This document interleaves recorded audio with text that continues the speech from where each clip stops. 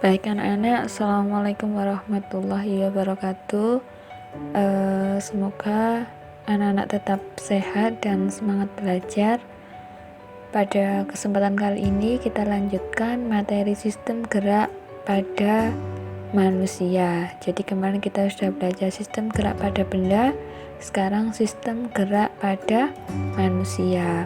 Nah, pada subbab ini ada 4 sub yang akan kita bahas, yaitu tulang atau rangka, persendian atau artikulasi, lalu ada otot, dan yang terakhir adalah gangguan dan kelainan pada sistem gerak manusia. Yang pertama anak-anak kita akan belajar tentang tulang atau rangka. Nah, pernahkah kalian membayangkan jika tubuhmu tidak ada rangkanya? Dapatkah kamu berdiri tegak? Nah, pastinya tidak ya. Jadi, yang memberikan bentuk pada tubuh kita dan menopang tubuh kita itu adalah rangka. Juga tempat menempelnya otot itu adalah rangka. Nah, di video kali ini Ibu sudah memberi tampilan gambar-gambar tentang rangka, di mana bagian-bagiannya.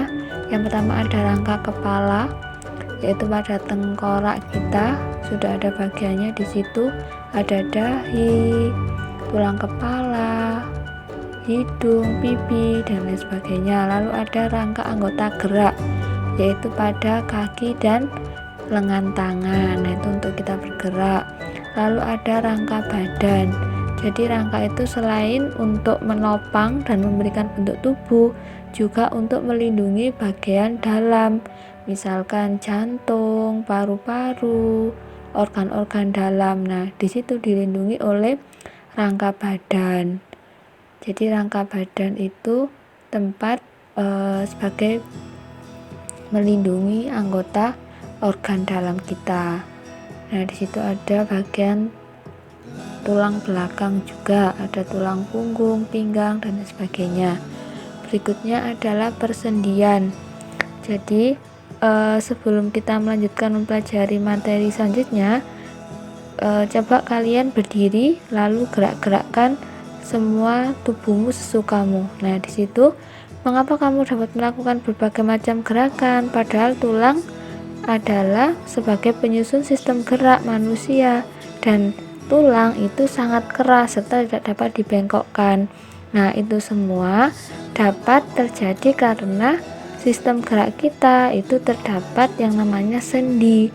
Sendi itu apa, Bu? Sendi itu adalah tempat bertemunya dua tulang atau lebih. Nah, adanya sendi ini adalah menghubungkan antara tulang-tulang tubuh sehingga tubuh dapat digerakkan. Nah, di situ ada yang namanya sendi gerak. Ada sendi engsel, sendi geser, pelana, sendi putar, sendi peluru. Nah, kita bahas satu-satu. Yang pertama sendi engsel. Sendi ini geraknya satu arah. Contohnya pada siku dan lutut. Nah, seperti pada gambar. Jadi bisa ke depan atau ke belakang. Seperti engsel pintu. Lalu ada sendi geser, yaitu pada pergelangan tangan, pergelangan kaki, di mana ini menghubungkan antara dua tulang yang memiliki permukaan yang datar. Prinsipnya bagian tulang bergeser. Lalu ada sendi pelana. Nah, sendi pelana ini pertemuan antara dua tulang yang dapat menggerakkan tulang ke dua arah, belakang atau muka atau samping. Contohnya pada pergelangan ibu jari. Lalu ada sendi peluru. Nah, sendi peluru ini geraknya membentuk gerakan secara bebas. Jadi contohnya pada tulang lengan dan belikat. Nah, contohnya di gambar itu yang gambar ketiga bawah. Nah, itu kita bisa menggerakkan lengan secara bebas. Coba kalian gerakkan. Nah, itu karena sendi peluru. Lalu ada sendi putar. Nah, sendi putar itu geraknya memutar. Contohnya pada tulang tengkorak dan leher. Nah, kalian bisa menggerakkan leher kalian memutar. Biasanya kalau olahraga, itu karena adanya sendi peluru. Lalu ada sendi mati. Sendi mati itu Contohnya pada sumsum tulang atau pada tulang tengkorak. Jadi sendinya tidak untuk bergerak. Lalu ada sendi kaku atau nama lainnya amfiartrosis ya. Ini adalah merupakan hubungan antara tulang yang bisa untuk digerakkan secara terbatas. Nah, contohnya pada tulang belakang. Lalu berikutnya kita belajar tentang otot. Jadi anak-anak, tanpa otot, tulang dan sendi juga tidak dapat yang terdapat pada tubuh kita itu tidak memiliki kekuatan untuk bergerak, sehingga otot ini adalah penggerak bagian-bagian tubuh.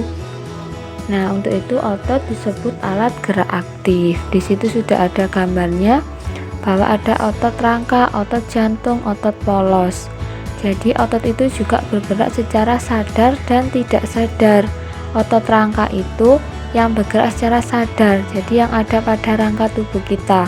Kita mau berjalan, kita mau mengambil buku, menulis, nah itu pakai otot rangka. Nah, otot jantung berada di daerah jantung, otot polos di daerah alat pencernaan. Dia geraknya tidak sadar. Nah, sehingga dia bergeraknya tanpa kita perintah. Untuk itu kita harus sangat bersyukur karena Tuhan sudah menciptakan otot yang bergerak secara sadar maupun tidak sadar, yang secara bergeraknya tidak perlu kita kendalikan. Lalu otot itu juga bergerak bisa bebarengan atau berlawanan. Di situ ada bicep dan tricep. Kalau kalian menekuk lengan tangan, maka otot bicep berkontraksi. Nah, akan ada benjolan. Nah, itu karena otot bicep berkontraksi. Lalu kalau kita rentangkan, yang kontraksi tricep. Jadi bicep berkontraksi, tricepnya relaksasi. Tapi kalau bicepnya relaksasi, tricepnya kontraksi. Nah, itu sudah dijelaskan. Tahukah kamu bahwa ternyata otot itu bergerak secara berlawanan?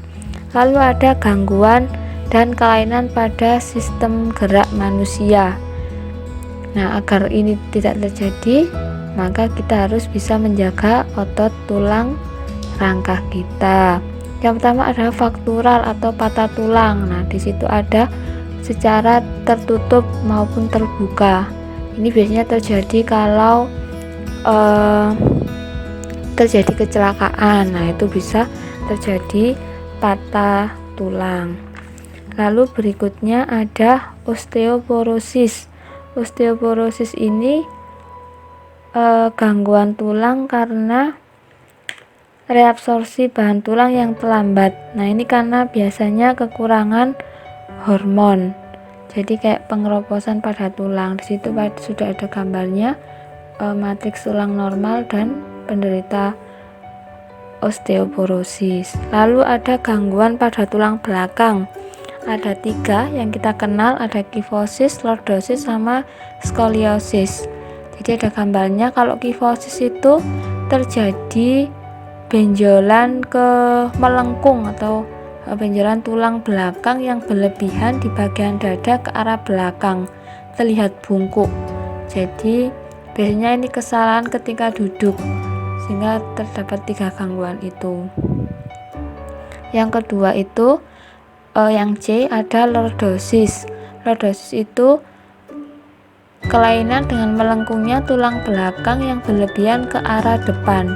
Jadi bagian pinggangnya yang menonjol ke depan. Kalau kifosis tadi yang belakang. Terus kalau skoliosis itu melengkung ke arah samping kanan atau samping kiri. Lalu berikutnya ada gangguan pada persendian. Ada artritis atau infeksi sendi. Ini adalah gangguan karena peradangan sendi. Nah, biasanya seperti rematik. Nah, itu juga salah satu artritis. Nah, ini karena asam urat yang tertimbun pada sendi yang menyebabkan sakit. Biasanya yang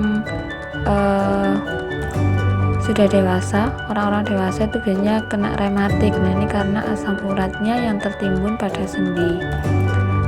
Seperti pada gambar tuh kondisi tangan penderita artritis atau infeksi sendi. Lalu ada ankilosis, yaitu keadaan sendi tidak dapat digerakkan, kesleo, dan dikrosasi. Nah, sekian anak-anak, terima kasih Ibu sampaikan.